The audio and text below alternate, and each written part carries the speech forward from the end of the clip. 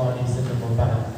أيها الله الكرام والأخوات الكريمات، نسأل الله سبحانه وتعالى أن يتقبل صلاتكم وصيامكم وعبادتكم وركوعكم وقيامكم بالليل إن شاء الله.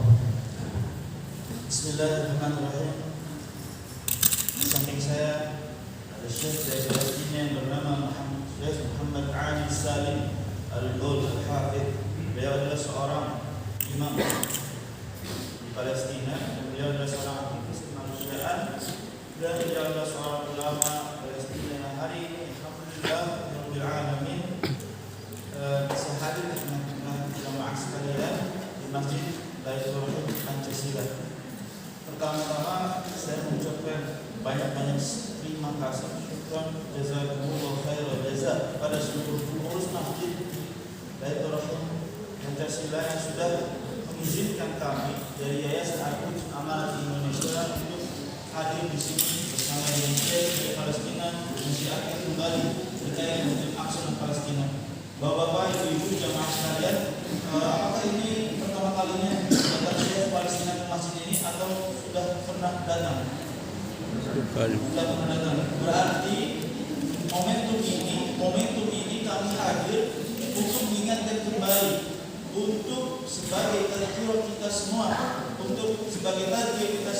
mengingat kita semua bahwasanya sekarang ini di Masjid Al-Aqsa hanya tinggal menghitung hari saja untuk kehancuran Masjid Al-Aqsa. Maka kami hadir di sini untuk mengingatkan kembali bahwasanya kita punya satu masjid yang Allah amanahkan kepada umat Muslim, umat Nabi Muhammad SAW, yaitu Masjid Al-Aqsa yang sekarang tinggal menghitung hari untuk kehancurannya. Tadi di awal Syekh Muhammad Ali Salim Al-Ghul Al-Hafidh menyampaikan dalam mukadimahnya tahmid kepada Allah Subhanahu wa taala, salawat dan salam kepada Nabi Muhammad sallallahu alaihi wasallam. كما تعلمون الأحوال في فلسطين لا تخفى على أحد الآن. الإعلام أصبح قوي وكلكم تعرفون ماذا يحدث وماذا يجري في فلسطين. نحن في فلسطين، نحن كدعاة ومشايخ، ماذا نريد منكم؟ اثنان فقط. الأمر الأول هو أن تتذكروا دوب إخوانكم هناك في فلسطين، أن تذكروهم، تعرفوا أحوالهم، تسألوا عنهم، هل هم بخير؟ ليسوا بخير؟ ماذا يريدون منا؟ كيف ننصرهم؟ كيف نساعدهم؟ هذا الأمر الأول. أما الأمر الثاني، وخاصة نحن في شهر رمضان المبارك، وخاصة في هذه الليالي المباركة، أن تتذكروهم وأن تذكروهم بدعائكم، أن تبتهلوا إلى الله سبحانه وتعالى لهم بأن ينصر الله سبحانه وتعالى المجاهدين منهم، بأن يثبتهم ويقوي قلوبهم وأن يحسنهم على أعدائهم. اللهم آمين. بارك الله فيكم وجزاكم الله خيرا والسلام عليكم ورحمة الله. Jemaah sekalian, Syekh Muhammad Ali menyampaikan bahwasanya ketika itu Palestina tidak sedang baik-baik saja, apalagi di sekitar Masjid Al-Aqsa. Beliau menyampaikan bahwasanya terjadi banyak sekali penyerangan di Masjid Al-Aqsa yang diakibatkan oleh tentara Zionis Yahudi. Lalu beliau menyampaikan bahwasanya ada dua hal yang ingin beliau sampaikan. Yang pertama, mari kita semua menambah thaqafah kita, menambah pengetahuan kita, menambah gairah kita, semangat kita untuk terus mendukung dan membantu Palestina dan Masjid Al-Aqsa. Dengan apa? Dengan memperbanyak berita-berita, ya, dengan memperbanyak membaca berita-berita terkait Masjid Al-Aqsa dan Palestina. Dan sekarang itu sedang panas-panasnya. Ya, mungkin kalau dilihat di media sosial banyak sekali berseliweran berita-berita terkait Masjid Al-Aqsa yang sedang panas sekarang karena banyak sekali konflik yang terjadi. Nanti saya akan sampaikan beberapa kali. Lalu yang kedua beliau sampaikan adalah yang paling penting dan paling minimal adalah doa kita semua untuk Masjid Al-Aqsa Palestina. Itu dua hal yang beliau sampaikan pada ta'lim dan ini semoga ini menjadi momentum mengingat kita kembali bahwasanya ada masjid yang sekarang sedang butuh bantuan kita. Jemaah sekalian, agar lebih afdal dan lebih jelasnya, insya Allah saya akan menjelaskan terkait Masjid Al-Aqsa ini dengan gambar visual. Boleh saya izin minta waktunya sebentar? Ya, alhamdulillah ini di tanggal 27 Ramadan semoga menjadi keberkahan untuk kita semua yang di malam mungkin ya mulai semoga kita semua mendapatkan kemuliaan kepada Allah.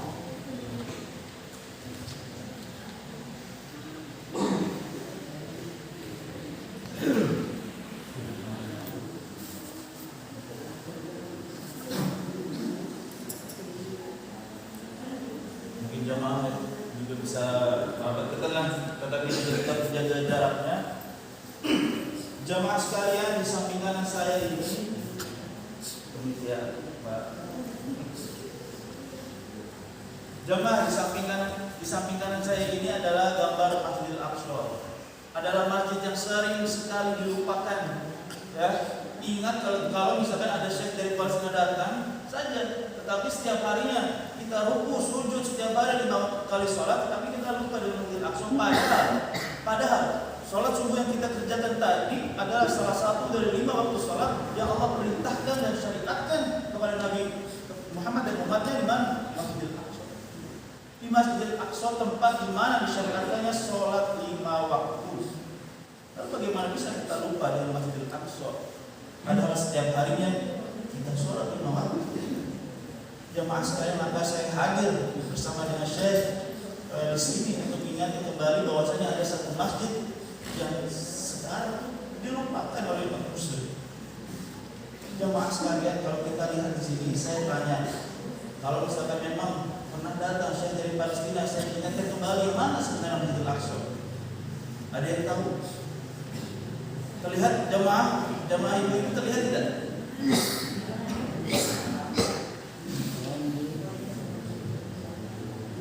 Terlihat? Memang ini agak terlihat gambarnya. Ini ada, kalau misalnya saya tanya, jamaah Masjidil Aqsa itu bagian yang mana? Apakah yang berubah warna emas, atau berubah abu-abu, atau apa? Abu-abu. Emas, berubah emas Pak. Nah jawabannya Pak, ini semoga jangan salah lagi. Masjidil Aqsa itu merupakan kompleks masjid yang berukuran 14,4 hektar. Dari ujung sini, ini ada tembok nih, membentuk ke sini, membentuk segi panjang ke atas, ke sini, lalu kembali lagi ke sini. Luasnya adalah 14,4 hektar.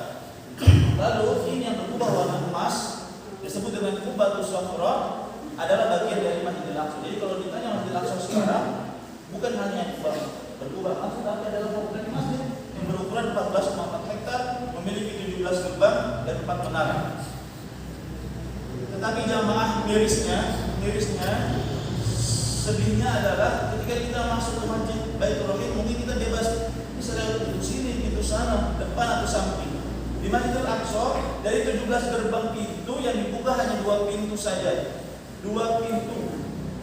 Dan ini pun dijaga ketat oleh tentara Israel. Kalau ingin masuk harus di-screening terlebih dahulu. Kalau ketahuan membawa senjata tajam, senjata api, langsung ditangkap, dimasukkan ke dalam penjara. Maka orang Palestina tidak bisa sembarangan masuk. Hanya orang-orang yang berumur di atas 40 tahun yang bisa masuk dalam Masjidil Aqsa. Kenapa? Ini menandakan pengecutnya mereka. Karena kecil kemungkinan orang-orang yang dari 40 tahun melakukan penyerangan di Masjidil Aqsa. Ya, 2 gerbang saja. Maka hari Sabtu dan Minggu kemarin, rakyat Palestina jumlahnya ribuan berusaha masuk dalam Masjidil Aqsa, kembali lagi ingin mensucikan dan memerdekakan Masjidil Aqsa dari tentara Israel. Mereka masuk dari gerbang Amud di daerah sebelah sini, berusaha untuk masuk. Ribuan rakyat Palestina berusaha masuk melaksanakan sholat tarawih berjamaah, tapi apa yang terjadi? Diserang habis-habisan, ya, ditembaki. Ya, kalau misalkan dilihat di media sosial itu banyak sekali kejadian ini. Ditembaki, diserang, diintimidasi, sampai anak-anak pun jadi sasaran, tidak melihat umur. Jamaah sekalian, kalau saya tanya kembali, kenapa Masjidil Aqsa ini, syiar Masjidil Aqsa ini terus digaungkan, terus disampaikan, terus diingatkan? Kenapa? Setiap tahunnya di bulan Ramadan diingatkan kembali. Kenapa? Jamaah, Masjidil Aqsa merupakan masjid pertama yang Allah perintahkan untuk dibangun. Masjid pertama yang Allah perintahkan untuk dibangun, dan masjid kedua yang disempurnakan dibangun setelah Masjidil Haram. Ya. Allah perintahkan langsung untuk dibangun kepada siapa? Kepada siapa ini? Siapa yang bangun pertama kali? Nabi Adam alaihissalam. Maka banyak riwayat menjelaskan Nabi Adam alaihissalam ketika dijatuhkan ke bumi, diturunkan di bumi di tanah Palestina. dilanjutkan oleh anaknya Nabi Yakub bin Ishak, dilanjutkan oleh anaknya Nabi Daud bin Yakub, dan dilanjutkan disempurnakan oleh anaknya Nabi Sulaiman bin Daud alaihissalam. Nabi Sulaiman bin Daud alaihissalam. Jamaah sekalian, kalau saya tanya kembali, siapa yang memberi nama Masjidil Aqsa? Al-Aqsa. Siapa yang memberi nama? Yang memberi nama Allah Subhanahu wa taala langsung secara jelas dalam Al-Qur'an surat Al-Isra ayat 1. Subhanalladzi asra bi 'abdihi lailan minal masjidil haram ila al-masjidil aqsa. Maha suci Allah yang telah memperjalankan hambanya Nabi Muhammad SAW dari Masjidil Haram ke Masjidil Aqsa. Al-Aqsa itu artinya yang paling jauh atau paling ujung, paling pojok. Al-Aqsa karena Masjidil Aqsa merupakan masjid yang jauh dari Masjidil Haram. Nabi Muhammad diisrakan dari Masjidil Haram ke Masjidil Aqsa. Ini Masjidil Aqsa menggunakan makhluk Allah bernama apa? Nama Buraq. Buraq adalah makhluk Allah yang kecepatannya lebih dari cahaya. Ya. Buraq ini makhluk Allah yang tidak lebih besar dari kedelai. Alhamdulillah masih ada yang fokus ya. Keledai yang benar. Tidak lebih besar dari keledai. Ya. Alhamdulillah, makasih jamaah. Masih ada yang fokus nih, kelihatan.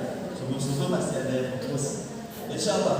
Lalu ketika itu diisrakan dari Masjidil Haram ke Masjidil Aqsa. Ini di sini jamaah, kalau misalkan dilihat ada yang namanya bab al-buraq. Buraq itu diikat di sini. Ketika peristiwa Isra. Ketika itu Nabi Muhammad bertemu dengan malaikat Jibril alaihissalam. Lalu malaikat Jibril alaihissalam memperlihatkan surga dan memperlihatkan neraka di salah satu kejadian yang terjadi di Isra. Apa hikmah dari kejadian ini? Dalam banyak riwayat menjelaskan hikmahnya adalah baginya surga orang-orang yang menolong agama Allah dan menolong Masjidil Aqsa, dan baginya neraka orang-orang yang acuh dengan urusan agama Allah dan melupakan dan tidak pedulikan Masjidil Aqsa. Naudzubillah min dzalik. Lalu peristiwa Mi'raj Nabi Muhammad SAW, saya singkat saja. Nah ini dia yang berubah emas ini sebenarnya baru dibuat oleh Khalifah Fatimiyah. Ya, ini Mi'raj ini tempatnya di sini. Jadi kalau ditanya lagi, ini yang berubah warna emas ini apa? Ini tempatnya Mi'raj Nabi Muhammad SAW. Sebelum Nabi pergi ke langitnya Allah, menginjak kaki di sini titiknya. Ya, titiknya di Kubah As-Sakhra namanya. Kubah yang berwarna emas, yang memang dilapisi emas. Ini adalah titik di mana Nabi Muhammad SAW dimi'rajkan dari Masjidil Aqsa, Sidratul Muntaha, bertemu dengan Allah Subhanahu wa taala, lalu menerima perintah salat 5 waktu. Lalu yang paling dahsyat adalah tempat pertama kali didirikannya salat 5 waktu di muka bumi di mana? Di Masjidil Aqsa. Di sini. Di pelataran Masjid Al-Qibli. Maka ini masjid yang berwarna abu-abu ini ubahnya Masjid Al-Qibli adalah kiblat pertama yang umat muslim. Kiblat pertama yang umat muslim sebelum Allah perintahkan untuk menghadap ke Ka'bah. Selama 16 bulan kita umat muslim dulu menghadap ke Masjid Al-Qibli, yaitu di Masjid Al-Aqsa. Ini yang berwarna abu-abu. Lalu Allah berfirman, "Fawalli wajhaka syatral Masjidil Haram wa haitsu ma kuntum fawallu wujuhakum syatra." Maka hadapkanlah wajahmu, maka hadapkanlah arahmu itu ke Ka'bah. Di sinilah. Capek ya? Capek tidak? Tidak. Ini tadi ya. Ini di pelataran Masjidil Aqsa, pelataran Masjid Al-Qibli ini, Nabi Muhammad sallallahu alaihi wasallam langsung menjadi imam pada sholat yang pertama kali didirikan di muka bumi. Lalu siapa makmumnya? Dalam banyak riwayat menjelaskan makmumnya adalah seluruh nabi dan rasul. Dari zaman Nabi Adam alaihissalam sampai zaman Nabi Muhammad sallallahu alaihi wasallam, dan seluruh malaikat menjadi makmum pada sholat yang pertama kali didirikan di muka bumi, yaitu di Masjidil Aqsa. Ini menandakan kejadian ini berhikmah adalah perpindahan amanah Masjidil Aqsa ini dari zaman Nabi Adam alaihissalam ke Nabi Yakub, ke Nabi Daud, ke Nabi Sulaiman sampai kepada Nabi Muhammad SAW. Tentunya amanah ini juga dibebankan kepada umatnya, yaitu umat Nabi Muhammad SAW. Wasallam. Apakah kita termasuk umat Nabi Muhammad SAW? Ya, benar. Maka itu jelas ini adalah amanat kita juga. Ya, maka jelas ini adalah amanat kita juga, bagian dari akidah kita, bagian dari agama kita yang sekarang jamaah sekalian, Masjidil Aqsa ini sedang dikuasai total oleh Yahudi. Ini sekarang bukan masjid lagi jamaah, bukan lagi masjid bapak-bapak ibu-ibu, tetapi dijadikan tempat wisata. Coba bayangkan, dijadikan tempat wisata oleh Yahudi. Dilarang didirikan sholat, dilarang dikumandangkan azan di sini. Makanya tadi saya sampaikan kemarin hari Sabtu itu, hari Sabtu 26 Ramadan, itu rakyat Palestina ribuan jumlahnya berusaha masuk dalam Masjidil Aqsa. Mereka berusaha untuk mensucikan kembali Masjidil Aqsa. Karena ini masjidnya umat muslim, masjid yang diamanahkan Allah pada kita semua. Apalagi yang paling mengerikan jamaah sekalian, yang paling mengerikan, saya pun selalu mengingat hal ini. Dari hadis Maimunah radhiyallahu anha bertanya kepada Rasul terkait fatwa Masjidil Aqsa. Dari hadis Ibnu Abbas, lalu Nabi Muhammad SAW bersabda, Masjidil Aqsa merupakan ardul mahsyar wal mahsyar, tempat nanti kita dibangkitkan di hari kiamat dan tempat nanti kita akan dihisab oleh Allah Subhanahu wa taala di padang mahsyar, yaitu di sekitar Masjidil Aqsa. Maka bagaimana kita bisa mempertanggungjawabkan amanah yang telah Allah berikan kepada kita ketika nanti kita dihisab di sekitar Masjidil Aqsa? Apalagi sekarang jamaah yang paling dahsyatnya adalah kezaliman. Ini jamaah di titik ini yang saya tunjuk ini ada yang disebut dengan tembok ratapan. Tembok ratapan ini adalah tempat Yahudi beribadah. Mereka percaya bahwa tembok ratapan ini adalah sisa-sisa dari kuil Sulaiman atau sisa-sisa dari kerajaan Sulaiman yang dijanjikan dalam kitab Yahudi. Ya, dalam kitab sucinya Yahudi, mereka dijanjikan untuk dibangun kembali kuil Sulaiman di mana? Di tanah Masjidil Aqsa. Maka mereka mengklaim bahwasanya Masjidil Aqsa adalah milik umat Yahudi. Seperti itu. Itulah tujuan utamanya mereka ingin menguasai dan menghancurkan Masjidil Aqsa. Mereka ingin menghancurkan Masjidil Aqsa, lalu mereka ingin membangun kuil Sulaiman atau kerajaan Sulaiman mereka. Nah, kalau di sini dari tembok ratapan ini dibangun terowongan-terowongan bawah tanah yang menembus Masjid Al-Qibli. Tadi yang saya sampaikan adalah kiblat pertama yang muslim menembus Qubatul Shofar. Ada terowongan-terowongan bawah tanah. Apa tujuannya?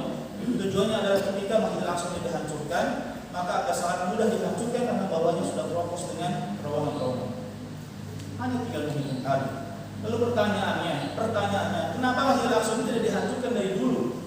Sudah 70 tahun lamanya Palestina dan Masjid Al-Aqsa itu dijajah. 70 tahun. Coba bayangkan 70 tahun. 70 tahun sudah jadi kaki-kaki kalau manusia ya. Ini 70 tahun loh, bayangkan dijajah tapi tidak dihancurkan. Kenapa? Nah, ini saya kasih tahu alasannya.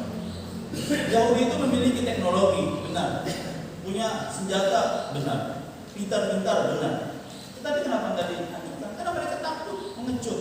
Kalau mereka hancurkan dari dulu, tidak satu atau dua umat muslim yang marah, tetapi seluruh umat muslim di dunia ini marah. Karena ini amanah dari Allah. Tetapi makanya mereka itu perlahan-lahan, strategi mereka itu pelan-pelan. Sampai sekarang mereka sudah membuat terowongan-terowongan bawah tanah. Yang mereka lakukan adalah melakukan normalisasi dengan negara-negara Islam. Melakukan kerjasama perdamaian dengan negara-negara Islam. Saya sebutkan beberapanya. Bahrain sudah bekerjasama dengan Israel dan membuat kedubes Bahrain di Yerusalem, di Palestina. Sudan, Uni Emirat Arab, Dubai, ya, juga Amerika tentunya. Apa tujuan dari hal ini? Apa tujuannya? Tujuannya adalah ketika Masjidil Aqsa ini dihancurkan, mungkin dengan berbagai macam konspirasinya nanti. Bisa saja ini kalau misalkan diguncang dengan gempa sudah runtuh karena di bawahnya sudah propos tadi saya bilang. Ya. Ketika Masjidil Aqsa ini dihancurkan, maka tidak ada lagi umat muslim yang peduli. Tidak ada lagi umat muslim yang peduli karena negara-negara mereka sudah bekerjasama dengan Israel. Semoga Indonesia juga jangan sampai Indonesia juga bekerjasama dengan Israel. Kalau misalnya kita Indonesia ini juga bekerjasama dengan Israel, berarti kita mendukung kezaliman mereka dan kita telah khianat atas amanah yang telah Allah berikan. Kamu tuh jangan sampai. Itu jamaah, makanya saya sampaikan di akhir, ini bukan masjid biasa. Bukan masjid biasa bukan masjid sembarangan. Ini Masjidil Aqsa memiliki kedudukan yang sama, kedudukannya sama, derajatnya sama dengan Masjidil Haram dan Masjid Nabawi. Nabi Muhammad SAW bersabda, tidak sangat aku tekankan umatku untuk berziarah kecuali ketiga masjid.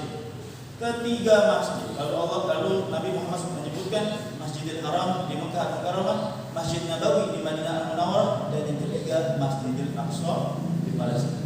Kedudukannya sama dengan Masjidil Haram dan Masjid Nabawi, ya. Tapi kita sering sekali lupa dengan Masjidil Aqsa. Makanya kita harus banyak-banyak beristighfar kepada Allah. Kita melupakan masjid yang dimana Allah Ta'ala mensucikannya, memuliakannya, memberkahinya. Dan semoga jamaah sekalian subuh ini kita semua mendapatkan keberkahan, ya, atas datangnya Syekh, atas ilmu yang disampaikan. Semoga ini menjadikan pengetahuan baru kita semua, untuk kita terus mengingat bahwasanya ada masjid Allah yang diamanahkan oleh Allah kepada umat Nabi Muhammad yang harus kita tolong, yang harus kita bantu. Dengan apa? Dengan doa. Selanjutnya adalah dengan apapun yang kita bisa lakukan, ya. Tidak hanya dengan materi, tidak hanya dengan uang atau emas, tapi dengan apapun yang bisa kita lakukan. Gunakan HP jamaah sekalian untuk menyebarkan berita-berita Palestina, agar syiar Palestina dan Masjid Aqsa ini tidak hilang di hati-hati umat muslim yang masih memiliki iman kepada Allah Subhanahu wa taala. Setuju? Alhamdulillah. Silakan kami juga bersama Nabi Indonesia. Kebetulan saya sendiri dari Jakarta, alhamdulillah bisa ke Sulawesi dan bisa menyampaikan syiar ini. Dan ada juga tim dari Sulawesi. Kita dari Al-Quds sama di Indonesia adalah yayasan internasional, pusatnya di Turki, bapak-bapak ibu, tetapi punya cabang di Indonesia. Nah ini cabang ini di Indonesia melakukan safari dakwah setiap Ramadan untuk mensyiarkan kembali Masjidil Aqsa dan Palestina. Silakan, kita juga punya banyak program bantuan donasi. Silakan jamaah sekalian, tadi saya sampaikan bukan hanya dengan doa, tapi juga dengan infak sedekah terbaik. Berikan infak sedekah terbaik untuk kita donasikan langsung di bulan suci Ramadan. Kita salurkan kepada rakyat Palestina yang membutuhkan, yang masih berjuang untuk membantu Palestina dan Masjidil Aqsa, yang masih berjuang untuk melawan penjajahan. Dan banyak sekali kita bantu pengungsi-pengungsi yang jumlahnya bukan hanya ratusan, tetapi jutaan pengungsi yang diusir dari tanah kelahiran mereka, yaitu Palestina. Itu saja jemaah, saya sampaikan lagi, ucapkan terima kasih kepada seluruh pengurus masjid yang sudah mengizinkan, walaupun mendadak ya, tapi alhamdulillah diizinkan untuk melakukan taklim di Masjid Baitur Rahman. Semoga keberkahan untuk masjid ini, insyaallah. Dan saya ucapkan terima kasih untuk kepada seluruh jamaah yang masih menetap dan mendengarkan taklim ini sampai selesai. Pada akhir, saya mohon maaf bila ada salah perbuatan. Billahi taufiq wal hidayah, wassalamualaikum warahmatullahi wabarakatuh. Waalaikumsalam warahmatullahi wabarakatuh. Oke, jamaah kita berdoa dan bermunajat kepada Allah Subhanahu wa taala untuk saudara kita yang ada di Palestina. Allahumma lakal hamdu wa lakal syukru wa ilaika yurja'u al-amru kullu 'alaniyatuhu wa sirruhu. Allahumma lakal hamdu 'ala ni'matil iman wa lakal hamdu 'ala ni'matil islam ولك الحمد على كل نعمة أنعمت به علينا. حلت دون النفوس وأخذت بالنواصي وكتبت الآجال ونسخت الآثار. القلوب لك مفضية، السر عندك علانية. يا حسن التجاوز، يا واسع المغفرة. اللهم اغفر لنا ذنوبنا كلها، دقها وجلها، علانيها وسرها، أولها وآخرها. اللهم ارزقنا قوة منك لا تبغي فينا ضعفا، وغنى منك لا تبغي فينا فقرا، وعزة منك لا تبغي فينا ذلا، ورحمة منك لا تبغي علينا سخطا. ربنا اجعلنا لك ذكارين، لك شكارين، لك رهابين إليك أواهين منيبين مخبتين. اللهم انصر إخواننا المجاهدين في فلسطين. اللهم حرر المسجد الأقصى يا كريم. اللهم عليك باليهود المجرمين، شل أركانهم، زلزل قلوبهم، لا توحد لهم صفا ولا راية. اللهم أهلكهم كما أهلكت عادا وثمود. اللهم اجعل دائرة السوء تدور عليهم. اللهم احفظ إخواننا في حي الشيخ جرار. اللهم احفظ إخواننا في حي الشيخ جرار. اللهم تقبل توباتنا وأجب دعواتنا واسلل سخيمة صدورنا واهد قلوبنا وثبت ألسنتنا واختم بالصالحات أعمالنا وأعمارنا. ربنا آتنا في الدنيا حسنة وفي الآخرة حسنة وقنا عذاب النار. وصل اللهم وسلم على سيدنا محمد والحمد لله رب العالمين.